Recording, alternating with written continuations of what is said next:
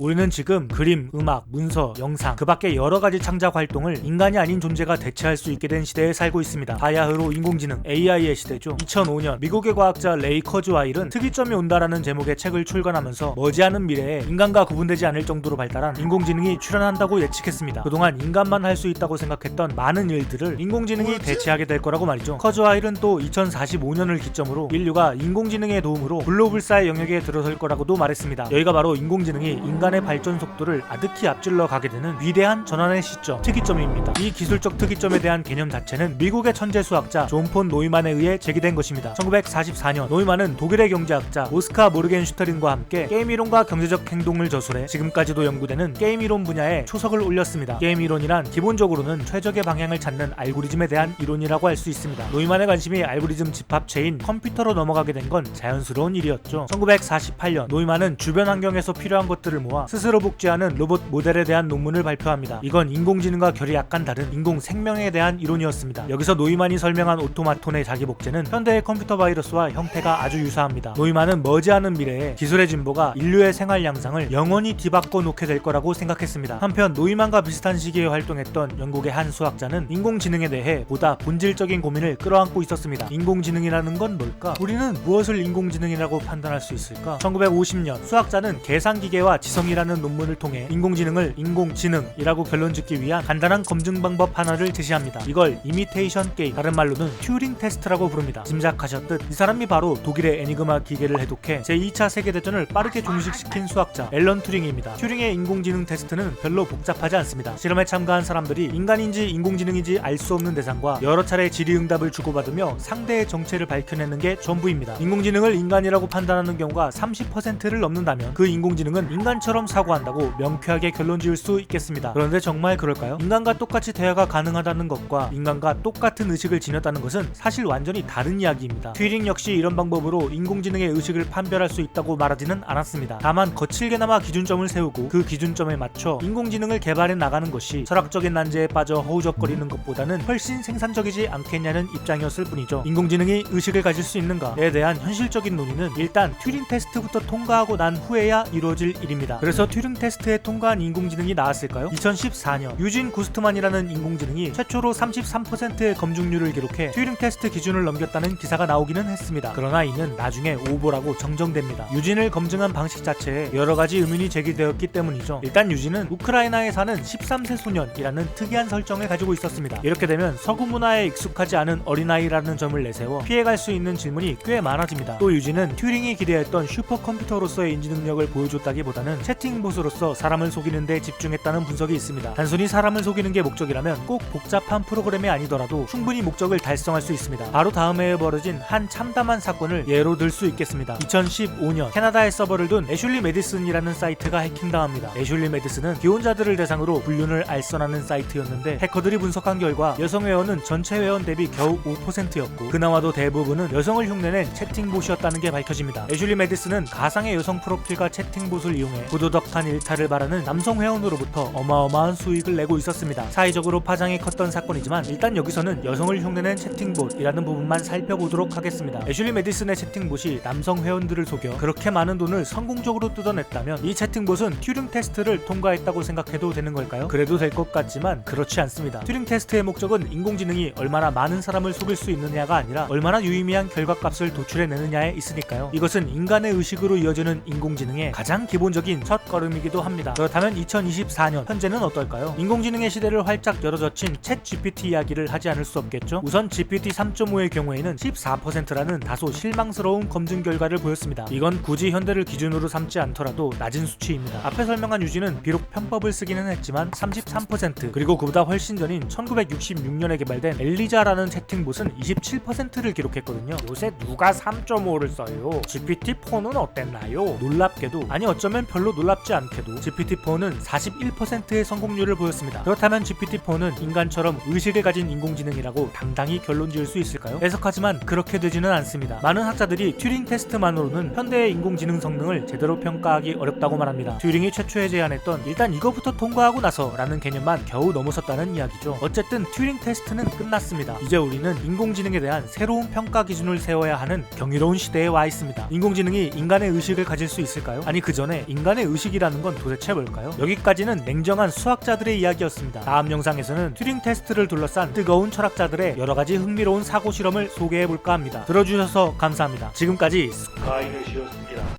인공지능이 인간의 의식을 가질 수 있을까요? 1950년 영국의 수학자 앨런 튜링은 기계의 알고리즘이 인공적인 지능으로 인정받기 위해 통과해야 할 최소한의 관문을 마련했습니다. 이 관문을 튜링 테스트라고 합니다. 튜링 테스트는 대화를 통해 얼마나 많은 사람이 기계를 인간이라고 착각하느냐를 가리는 시험이었습니다. AI가 눈부시게 발전하고 있는 현재에 와서는 크게 의미가 없어진 시험이죠. 이제 대화는 문제가 되지 않습니다. 앞으로는 더 그럴 테고요. 하지만 AI와 자연스러운 대화를 할 수 있다고 해서 곧바로 AI에게 어떤 의식이 있다는 결론을 내릴 수는 없습니다. 튜링 테스트를 고안한 튜링 역시 그게 불가능하다는 걸 알고 있었습니다. 왜냐하면 AI의 의식에 대해 말하기 위해서는 먼저 인간의 의식부터 규명해야 했기 때문입니다. 의식이란 무엇인가? 무엇이 생각을 일으키는가? 마음의 작동 원리는 어디에서 비롯되는가? 물리적으로 선명하게 파헤칠 수 없는 질문을 끌어안고 고민하는 건 수학자들의 몫이 아니었습니다. 1718년 독일의 과학자이자 수학자 그리고 철학자인 고트프리트 빌헬름 폰 라이프니츠는 어느 날 이런 상상을 합니다. 만약 의식을 가진 기계가 존재하고 그 기계의 크기가 내부 견학이 가능할 만큼 거대하다면 우리는 기계 안에 무엇을 보고 의식이 만들어진다고 말할 수 있을까? 이른바 라이프니츠의 방앗간이라고 불리는 이 사고 실험은 정신을 포함한 세상 만물이 물질에서 비롯된다는 유물론자들의 주장을 꺾기 위해 등장한 것입니다. 라이프니츠는 이렇게 말합니다. 나는 방앗간의 모든 구석을 다 돌아도 결코 의식의 원리를 찾아내지는 못할 거라고 생각한다. 방앗간이 의식을 생산하는 과정을 볼 수 있겠지만 그 의식이 도대체 어떻게 나타나는 건지는 아무도 이해할 수 없을 것이다. 라이프니츠보다 1세기 먼저 태어난 프랑스의 철학자 르네 데카르트는 인간의 육체와 정신은 서로 긴밀하게 연결되어 있지만 그 사이에는 결코 호환되지 않는 간극이 존재한다고 주장했습니다. 이걸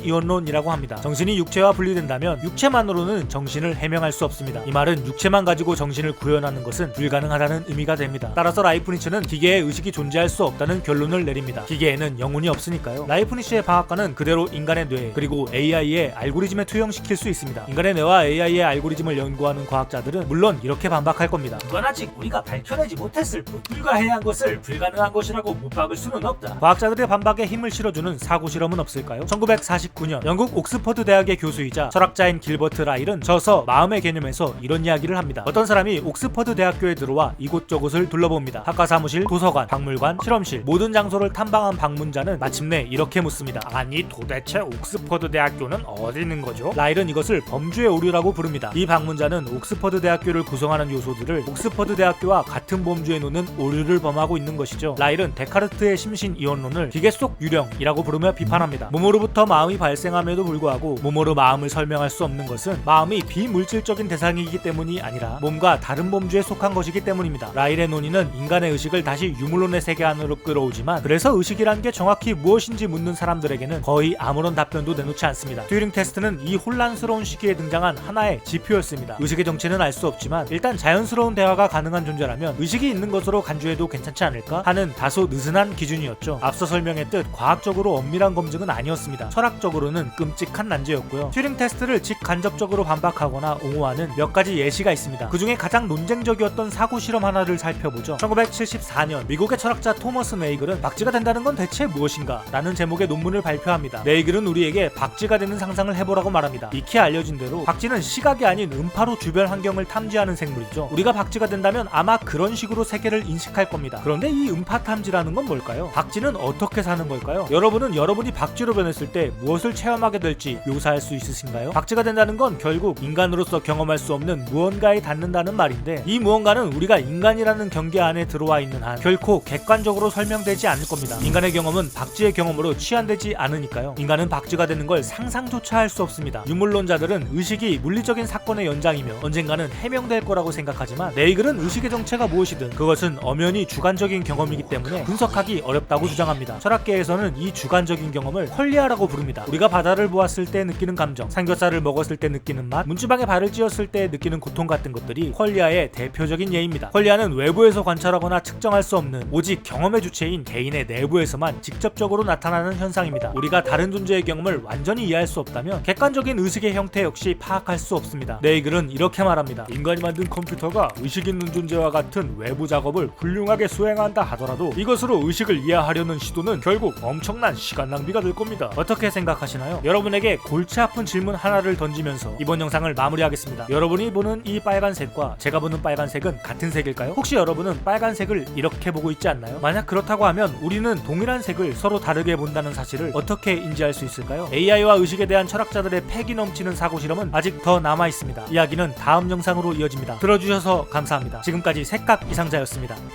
지구상에 존재하는 모든 사람이 자기만의 상자를 하나씩 가지고 있다고 상상해 보겠습니다. 상자 안에는 딱정벌레가 들었고 우리는 오직 자신의 상자만 열어볼 수 있습니다. 이제 여러분과 저는 모두가 가지고 있는 딱정벌레에 대해 이야기하기 시작합니다. 그런데 어느 날 문득 여러분의 머릿속에 이런 의문이 떠오릅니다. 저 사람이 말하는 딱정벌레는 내가 말하는 딱정벌레랑 같은 걸까? 어쩌면 조금 다를 수도. 그래도 많이 다르지는 않겠지? 아니야, 저 사람의 상자는 아예 비어있을 수도 있어. 그럼 우리가 말하는 딱정벌레는 대체 뭐지? 이 이야기는 오스트리아에서 태어난 철학자 루트비 비트겐슈타인이 쓴 철학적 탐구에 등장하는 사고 실험입니다. 비트겐슈타인은 우리가 언어를 사용해 개인적인 경험을 공유하지만 우리가 말하는 이 개인적인 경험이라는 게 과연 서로 동일한 것인지에 대해서는 알기 어렵다고 말합니다. 비트겐슈타인은 언어로 이루어지는 상호작용에 깊은 관심을 보였던 철학자였습니다. 이 사람에 대한 이야기는 나중에 따로 다룰 테니 여기서는 일단 개인적인 경험, 즉 인간의 의식과 연결되는 퀄리아라는 소재에만 집중하겠습니다. 비트겐슈타인 본인은 딱히 의견을 피력하지 않았지만 심리 철학을 연구하는 일부 학자들은 그의 논증이 행동주의의 강력한 발판이 되어준다고 생각했습니다. 행동주의란 마음을 내적으로 증명하는 것은 불가능하기 때문에 오직 외적으로 드러나는 단서를 통해서만 연구되어야 한다고 주장하는 이론입니다. 행동주의자들은 의식이 행동으로 표현되며 이것은 객관적으로, 다시 말해 과학적으로 연구할 수 있는 것이라고 설명합니다. 마음을 마음 자체로 들여다보려는 기존의 심리학은 지극히 주관적이며 비과학적이라는 비판도 곁들여서 말이죠. 조금 묘하게도 인간의 마음을 핵심 대상으로 삼는 심리 철학의 흐름은 컴퓨터라는 개체의 등장으로 크게 심화됩니다. 1936년 영국의 수학자 앨런 튜링은 단순한 기계라도 정교하게 짜인 알고리즘을 도입하면 얼마든지 복잡한 결과물을 낼 수 있다는 이론을 학계에 발표합니다. 인간이 설정한 규칙에 따라 업무를 수행하는 튜링의 보편 기계 이론은 이후 프로그램이 내장된 최초의 컴퓨터 시스템이 탄생하는데 결정적인 기여를 했습니다. 주관적인 마음을 도대체 어떻게 객관적으로 분석할 것인가? 컴퓨터의 발명은 고심하던 심리 철학자들에게 새로운 관점을 제시해 주었습니다. 인지과학과 기능주의가 태어나는 순간이었습니다. 마음이 보편적인 연구 소재가 될 수 없다며 배척하는 입장을 취한 행동주의와 달리 기능주의는 마음의 작동 원리에 주목합니다. 기능주의의 편에 선 학자들은 마치 컴퓨터처럼 인간의 마음 역시 입력, 처리, 출력의 과정으로 이루어진다고 생각했습니다. 중요한 건 마음의 내부 구조가 아니라 마음이 외부와 상호작용을 하는데 어떤 역할을 수행하는지 파악하는 겁니다. 컴퓨터의 하드웨어가 소프트웨어를 실행해 특정 작업을 수행한다면 인간의 마음은 의식을 실행해 정보를 처리하고 특정 반응을 생성합니다. 초창기 컴퓨터 시스템 형태에 영향을 받은 기능주의자들의 이 독특한 발상은 이후 다시 21세기 컴퓨터의 발전, 좀 더 정확하게는 AI의 연구에 커다란 영향을 끼쳤습니다. 인간의 마음이 컴퓨터의 소프트웨어처럼 작동한다면 이는 곧 어디로든 이식이 가능하다는 의미가 됩니다. 마치 윈도우라는 동일한 프로그램을 사양이 다른 컴퓨터나 노트북에 쉽게 옮겨가며 설치하듯 말이죠. 인지과학에서는 이것을 마음의 다수실현 가능성이라고 부릅니다. 이제 이론적으로 컴퓨터 하드웨어는 마음이라는 소프트웨어를 설치할 수 있습니다. 오늘날 엄청나게 성장하고 있는 인공지능의 눈부신 가능성은 바로 여기서 출발한 것입니다. 그렇지만 여전히 우리에게는 껄끄러운 질문이 남아있습니다. 이를테면 우리는 근본적으로 이렇게 물어볼 수 있습니다. 마음이 정말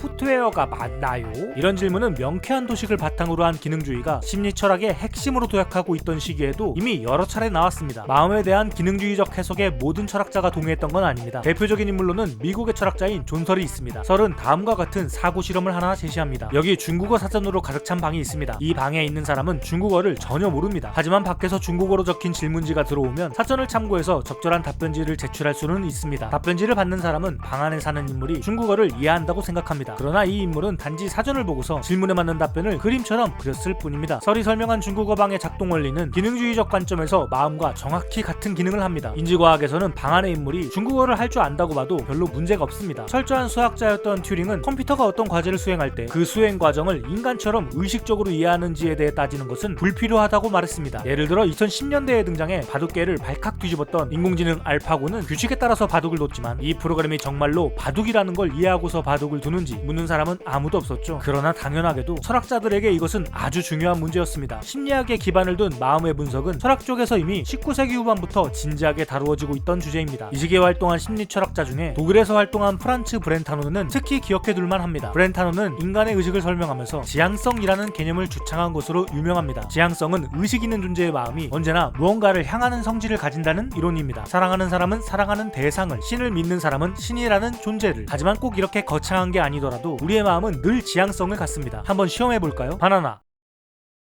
갑자기 뭔 바나나냐고요? 제가 바나나라고 말한 순간 문자 그대로 무의 상태를 유지하셨던 분 계신가요? 아마 여러분의 마음은 저와 똑같이 각자의 바나나를 향해 뻗었을 겁니다. 여기서 여러분과 제가 향한 바나나가 동일한 개체인지 아닌지는 그다지 중요하지 않습니다. 우리의 마음이 지향성을 갖는다는 게 중요하죠. 브렌타너에 따르면 이것이 곧 우리에게 의식이 있다는 증거입니다. 다시 중국어 방으로 돌아와 보겠습니다. 방 안에서 사전을 보고 중국어를 그렸던 이 사람에게는 중국어로 적힌 질문이나 답변에 대한 지향성이 있었을까요? 그렇지 않을 겁니다. 설은 인공지능이 인간과 똑같은 의식을 가질 수 있다고 주장하려면 마음의 지향성에 대한 논의가 반드시 선행되어야 한다고 강력하게 주장했습니다. 아예 지향성이라는 제목으로 책도 썼고요. 중국어방 사고실험과 지향성 탐구는 인공지능의 의식, 더 나아가 우리의 생각이 세계를 어떻게 받아들이고 경험하는지에 대해 본질적인 질문을 던집니다. 지향성은 인간의 마음이 단순한 정보 처리나 기호 조작을 넘어서 마음이 뻗는 대상에 대한 깊은 이해와 연결을 포함한다는 걸 의미합니다. 그래서 튜링 테스트는 일부 호사가들의 흥미거리로 소비되었을 뿐 아무것도 증명하지 못하고 사라졌습니다. 우리의 의식은 복잡하니까요. AI와 인간의 의식에 대한 이야기는 여기서 끝나지 않습니다. 다음 영상은 좀 무서울 수도 있습니다. 들어주셔서 감사합니다. 지금까지 住在中文房间里的人。 이었습니다.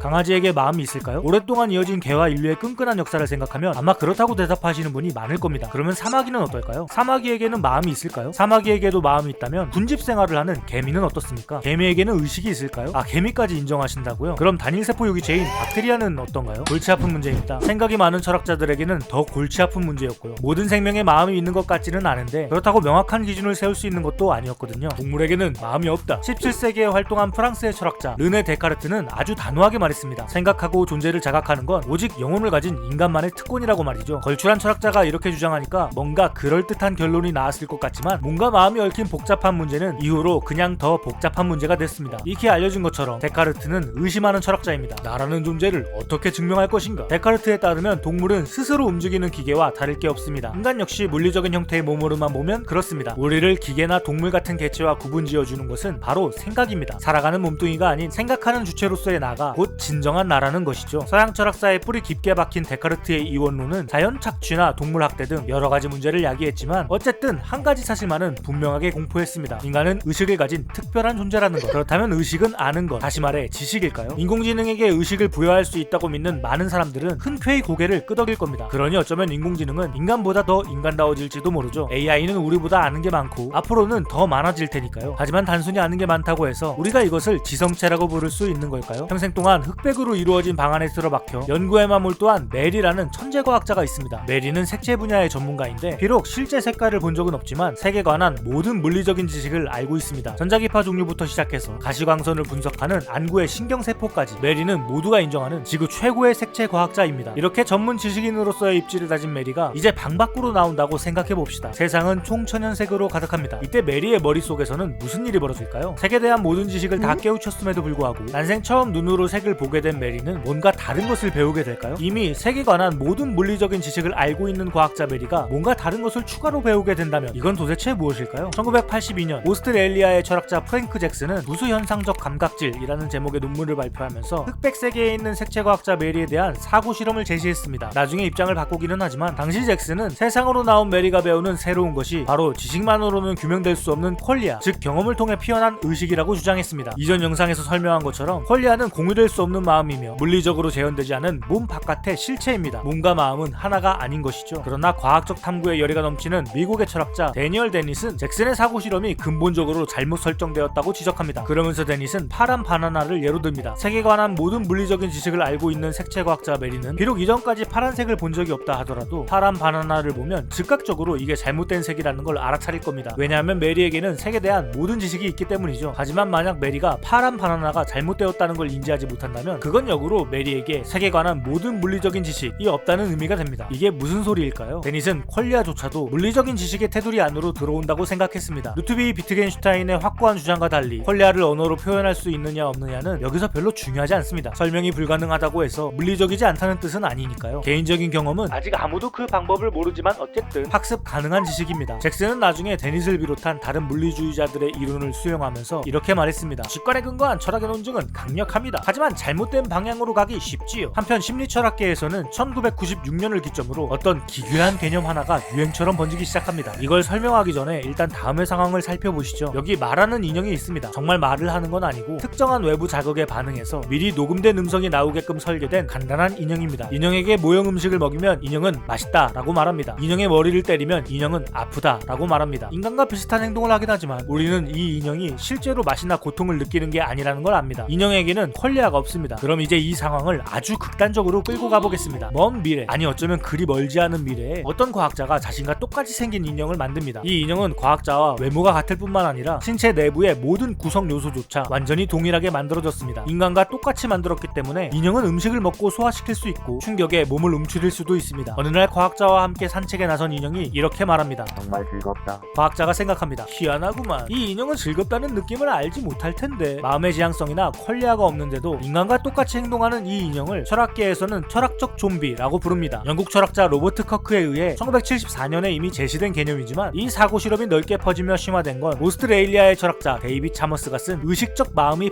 발표되면서부터입니다. 차머스는 철학적 좀비를 예로 들면서 마음이 물리적이라는 입장과 마음의 기능에 주목하자는 입장을 동시에 비판합니다. 물리주의자들은 철학적 좀비가 상상으로만 가능할 뿐 실제로 존재할 수는 없다고 반박합니다. 좀비를 탄생시켰지만 나중에 돌아선 커크는 이렇게 말합니다. 몸을 그대로 유지한 채 마음만 재키처럼 벗어버리는 건 불가능합니다. 마음의 속성은 그런 게 아니기 때문이죠. 어떤 사람으로부터 현상 경험을 뜯어내는 게 가능해진다고 해도 그걸 실행하는 동안 다른 모든 속성에 상당한 손상을 주고 말 겁니다. 이 사람은 철학적 좀비가 아니라 뭔가 아득히 다른 존재가 되겠죠. 이 말을 거꾸로 해석하면 인간과 똑같은 인지 과정을 거치도록 입력받고 행동하는 인공지능은 결코 철학적 좀비가 될 수 없다는 의미가 됩니다. 이들은 의식을 가진 인간이 되겠죠? 이렇게 튜링 테스트부터 시작해서 퀄리아, 마음, 그리고 철학적 좀비에 이르기까지 숱한 논쟁을 이어온 수학자, 과학자, 철학자들의 이야기를 들어보셨습니다. 어떻게 생각하시나요? 여러분은 인공지능이 의식을 가질 수 있다고 보시나요? 아니면 의식은 영원히 인간 고유의 영역으로 남을까요? AI는 어디까지 발전할까요? 우리는 어떻게 될까요? 미래에 대한 우려와 기대를 동시에 남기면서 4편으로 이어진 인공지능 시리즈를 마치겠습니다. 들어주셔서 감사합니다. 지금까지 I'm Chucky, and I'm your friend to the end. 였습니다.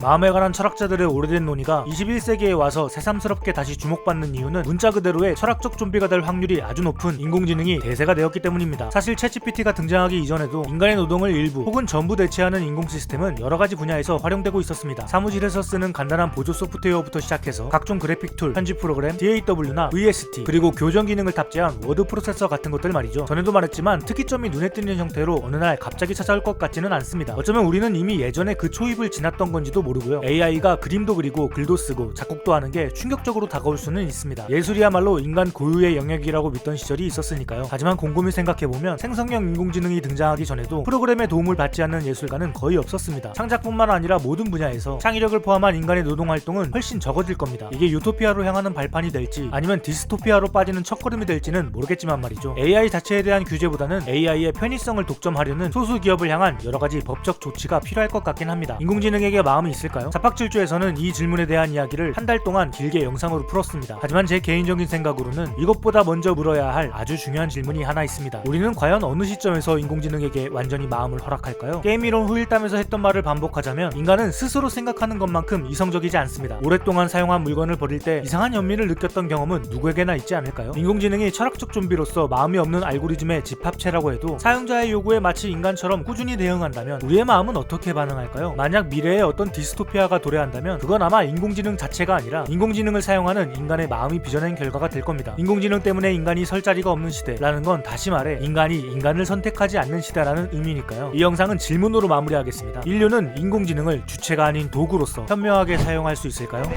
이름을 정했어, 내 마음을 정했어, 내 하고 싶은 말 내가 그렇게만 했었고, 하고 싶은 일 내가 그렇게만 했었고, 내 이름을 정했어.